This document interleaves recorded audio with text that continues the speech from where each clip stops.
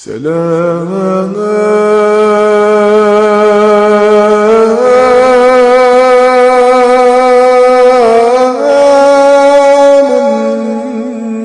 سلام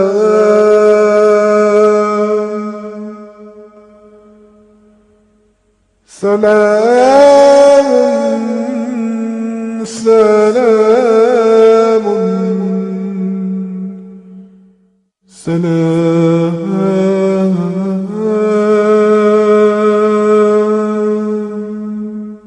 We make peace a symbol of ours. In the name of peace we gather here now. Oh Lord, please. Assalamu alaikum wa rahmatullahi wa barakatuh. Welcome back to the proof that Islam is the truth. And in our previous episode, we were discussing the prophecies of Prophet Muhammad, may Allah's peace and blessings be upon him, in the Bible. Now today we're going to be dealing with another fascinating subject, and that is the subject of prophecies. Now we mentioned in our previous episodes how the Bible, in both Deuteronomy 18:18 and also in Isaiah and also in the Gospel of John, in those passages we quoted, that the Comforter, the Paraclete, Ahmed, the Prophet Muhammad sallallahu alaihi wasallam, that Prophet, he will foretell them of things to come. And this is a quality of a prophet, because Allah alone indeed is alimul ghaibi. He is the one who has knowledge of the unseen. It is only Allah who truly knows the future. And this is something that is mentioned in the Bible as an actual criterion. Who is a true prophet and who is a false prophet? How can you know someone who is really prophesying and who is really a prophet from God and one who is not? One of the criterions that you can apply is, does the things that he foretells, do they take place? Do they actually happen?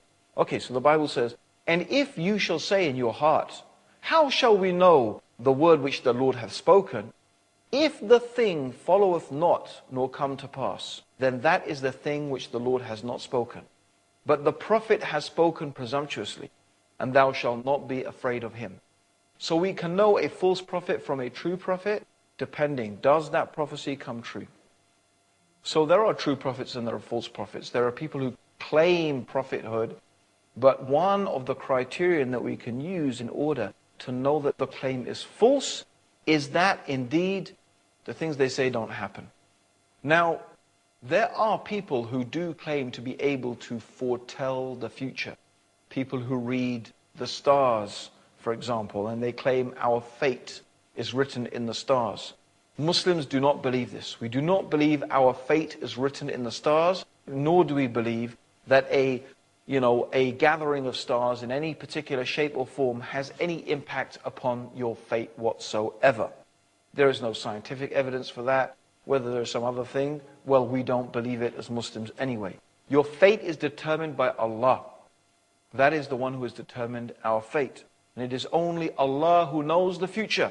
No soothsayer and no prophesier, except someone who is receiving revelation from Allah, can tell us accurately about the future.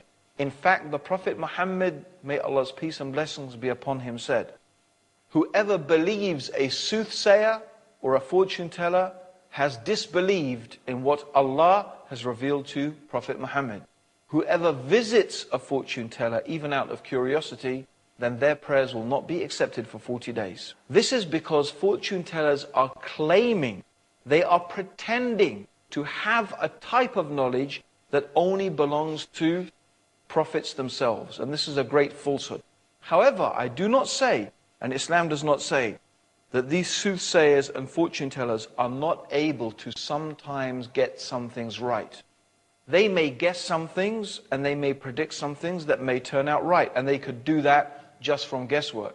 And that's why you often find that when these soothsayers and fortune tellers, they are predicting the future, they do manage to get things right that happen very close and in the very near future. But the further and further they get away from their time, then the more and more inaccurate their prophecies start becoming. And this is certainly the case with a modern day soothsayer, Edgar Cayce, who was amazingly predicted, it seems, the Second World War, but as his prophecies moved further and further in today, what is present time, his prophecies have seemed to become less and less accurate.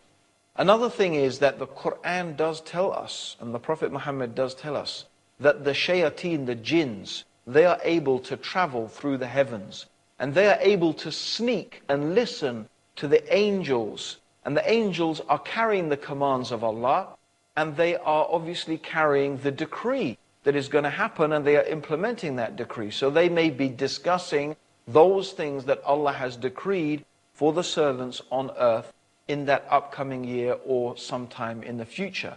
And therefore they are able to listen to some of that, and they bring that down to the soothsayer and the magician. Now they cooperate with the soothsayer and the magician because the soothsayer does many things that are displeasing to Allah, and because of that they fall into disbelieving with Allah. But the soothsayer mixes up these truths with 100 different lies.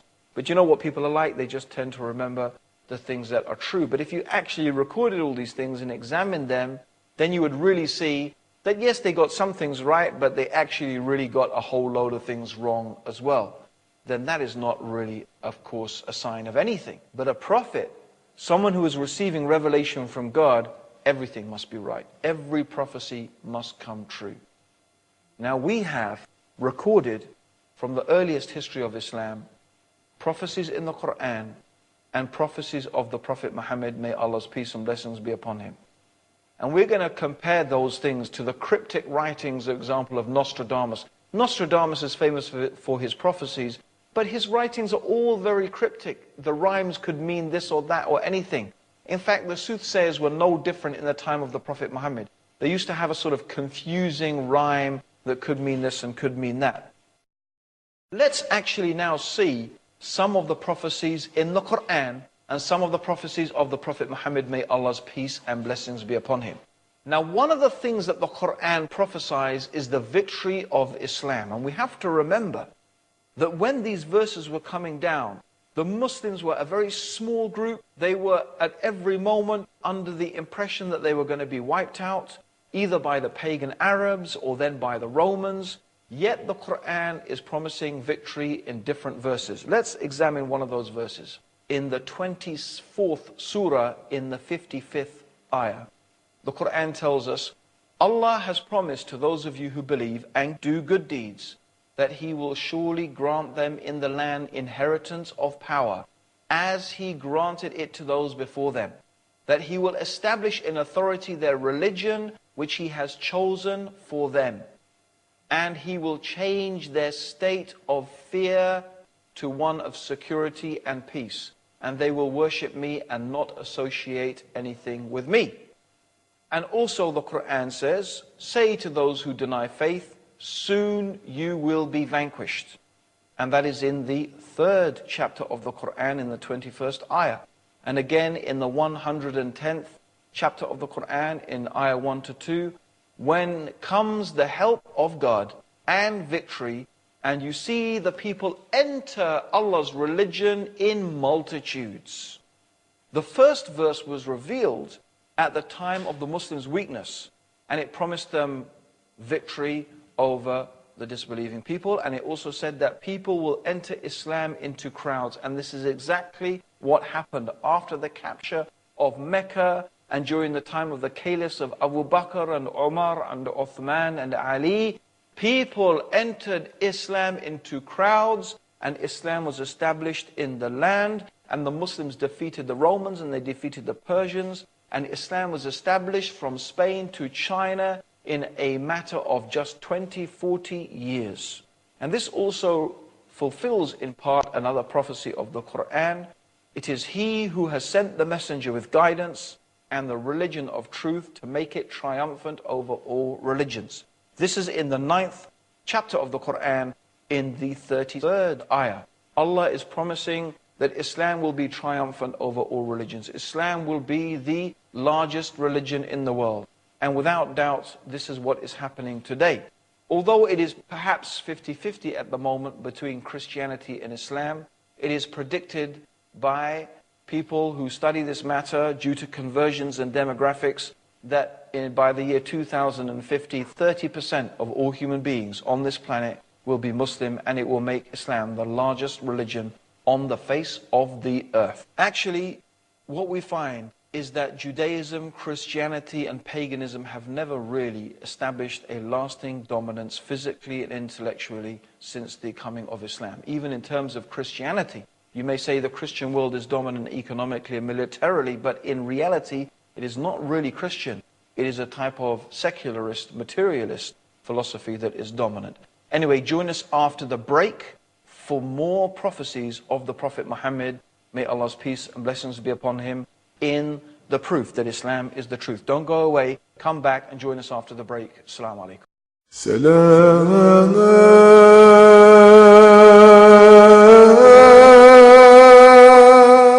Assalamu alaikum wa rahmatullahi wa barakatuh. Welcome back to the proof that Islam is the truth, where we are talking about the prophecies of the Prophet Muhammad. May Allah's peace and blessings be upon him. We talked about how Islam is going to be the dominant religion. Indeed, it is becoming that. It is that. And we mentioned about how Islam until today is growing, and that how the Quran was promising the Muslims victory even though they were so small and they were so weak. Also, there is another prophecy in the Quran, in the 30th chapter of the Quran, in the verses 1 to 7. A very interesting prophecy. The Roman Empire has been defeated in a land close by. This is what the Quran is saying. But they, even after this defeat, will gain victory in a few years. Allah's is the command in the past and in the future. On that day shall the believers rejoice with the help of Allah. He helps whom He wills. Allah is the mighty and the most merciful. It is the promise of Allah.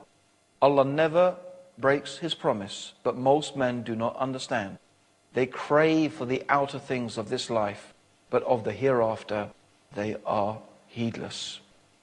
Now, the Eastern Roman Empire, the Byzantine Empire, had for many years been fighting the Persian Empire, and they suffered a massive defeat at the hands of the Persians, who captured Jerusalem in the year 614 of the Christian era. And after that, Egypt fell, and then Syria fell.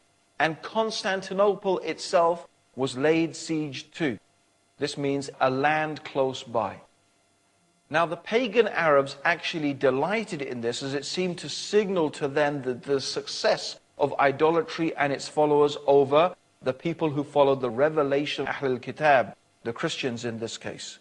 And when this verse was revealed, it seemed impossible that the Roman Empire, the Byzantine Empire, would ever recover. It seemed it was the end.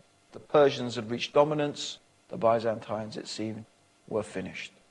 Now, the word in the Quran, translated a few, is bidah, which actually means anything from 3 to 9 years. That term means anything from 3 to 9 years. And Ubay, we mentioned him in a previous talk.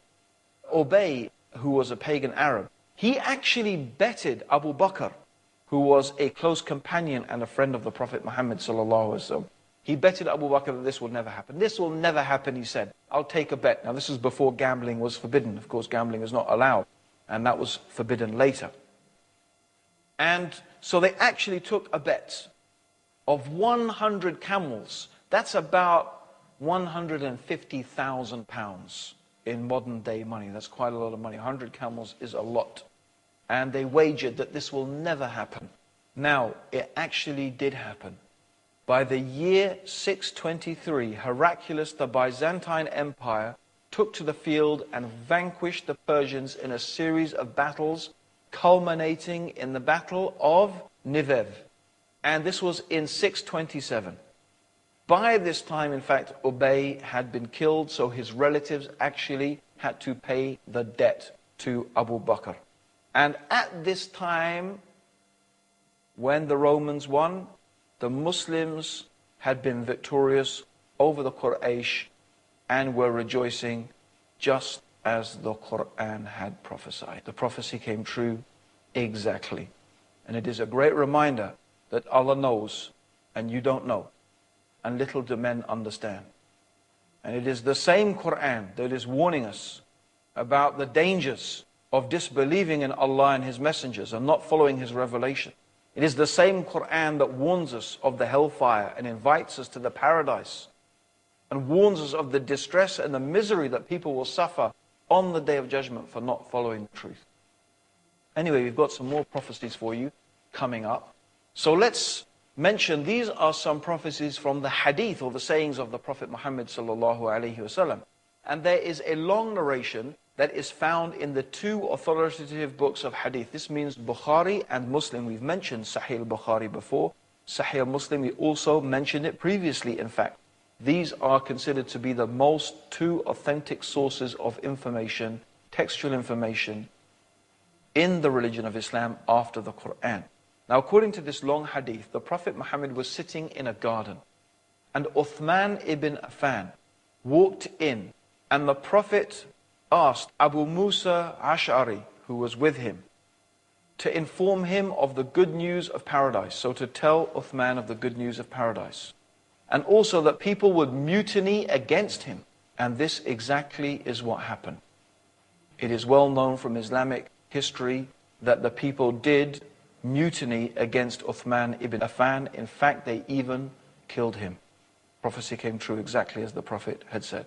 In another narration, while the Muslims were fighting the Jews in Khaybar, after some days of attempting to besiege the fortress, the Prophet said the next day he would entrust the flag to a man whom Allah would give victory. And he gave the flag to Ali, and the same day the fortress was conquered by the Muslim under Ali's command, as the Prophet Muhammad had prophesied. In another hadith, the Prophet ﷺ said, the caliphate will last for 40 years. Then there will be a biting kingship. So the caliphate will last for 40 years. The caliphate are the righteous successors of the Prophet Muhammad ﷺ. And then after that, there will be a biting kingship. So the Prophet said 30 years. And it happened exactly like this. The rule of the rightly guided khulafa, meaning Abu Bakr, Umar, Uthman and Ali, was exactly 30 years. Okay? So we had Abu Bakr for 2, Umar for 10, Uthman for 12, Ali for 2.5, and Hassan, who succeeded Ali ibn Talib, was 3.5 years. So that makes, as the Prophet ﷺ said, exactly 30 years. After that, evil spread and kingship was established, just as the Prophet Muhammad ﷺ said would happen. In another hadith, the Prophet Muhammad ﷺ, he predicted the capture of Egypt. Remember, this is a time when the Muslims, they're just a small group of people. Yet he's telling them, you're going to capture Egypt. And he even said and told them, treat the people well. And he mentioned also that they would seize the treasures of the Persian emperor. Can you imagine this? He is telling them, you will defeat the Persians. You will seize the treasures of the Persian emperor. And he described the palace. And all of these things happened as the Prophet Muhammad ﷺ said. He even mentioned concerning one particular companion, Suraqah ibn Malik, that you will wear the bracelets of the Persian emperor. And in fact, this is exactly what happened. The bracelets fell into the possession of Umar ibn al-Khattab. He called Suraqah, who was still alive. Of course, he could have been killed in all of these wars, but he was alive. And Umar put the bracelets on him and reminded him of what the Prophet ﷺ had said. Also, in Sahih Bukhari, Auf ibn Malik, he reported that the Prophet ﷺ said, look for 6 incidents before the last day. First, my death. Then, and this is of course true, the Prophet died. Then the conquest of Jerusalem, and the Muslims conquered Jerusalem. Third, an epidemic among them. Fourth, the abundance of wealth, so a man would not gladly accept 100 dinars if given it. Fifth, a trouble that would involve all Arab families without exception. Sixth, a treaty with the Christians, which the Christians would violate. So the hadith describes exactly what happened. Jerusalem was captured, and after this, in 16 years after the hijrah of the Prophet, an epidemic broke out. It's well known about, and 70,000 people died. Wealth became plentiful after that, especially during the caliphate of Uthman, And after that, in the time of Umar ibn Abdul Aziz, as is so famous, when the collectors of zakat, they found no one who was poor enough to receive the zakah. There was no one poor enough to receive zakah money. That's how wealthy the Muslims had become, and that's the prosperity Islam brought to the world at the time. And this is exactly what happened. Also, after the rebellious war against Uthman, things became worse after his murder, and it is true that none of the Arab families were saved from the fitna of that, from the trials and the tribulations. After the murder of Uthman, there was not one family that except who was involved in it, just as the Prophet ﷺ had said. In another narration, the Prophet said that the Muslims would conquer Rome and Constantinople.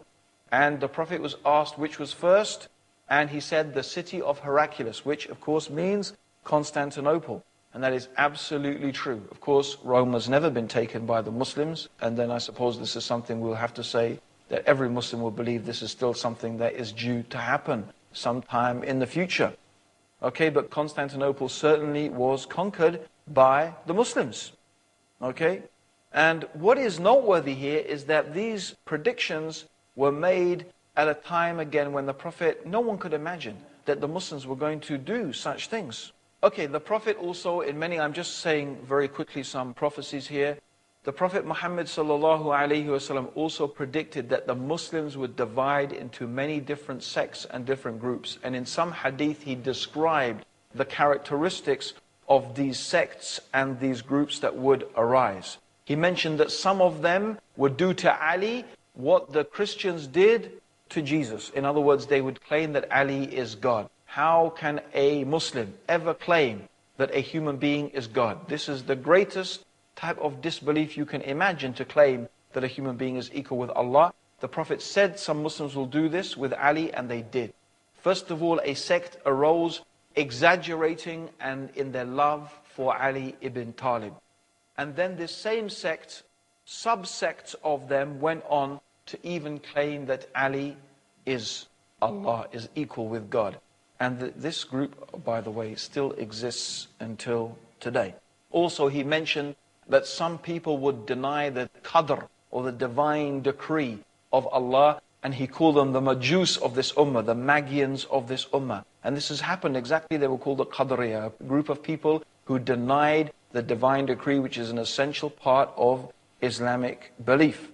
And he also mentioned that a group would arrive from a certain tribe, and the Prophet pointed out this individual, and they would say that the people who are believers are unbelievers. They would apply the verses of the Quran talking about unbelievers to the believers. And the Prophet mentioned very bad things about them, and said, in fact, he called them the dogs of the hellfire, because they are saying that the true believers are in fact disbelievers. And the Prophet mentioned and pointed out this man. And it happened that a group arose called the Khawarij. These Khawarij, actually most of them were exactly from the tribe this man, the Prophet ﷺ, pointed out. And the Prophet ﷺ mentioned that they should be fought against, and this is exactly what Ali ibn Talib did. He fought against this group, the Khawarij. So these are some of the hadiths of the prophecies of the Prophet ﷺ. And we have a lot more, in fact, to come. We're going to be mentioning some of the signs of the Day of Judgment, things that the Prophet Muhammad said would happen before the last days. And that will be our last in the episode of the proof that Islam is the truth. So make sure you tune in and listen into that for our last and final episode of the proof that Islam is the truth. Until then, Assalamu alaikum wa rahmatullahi wa barakatuh. سلام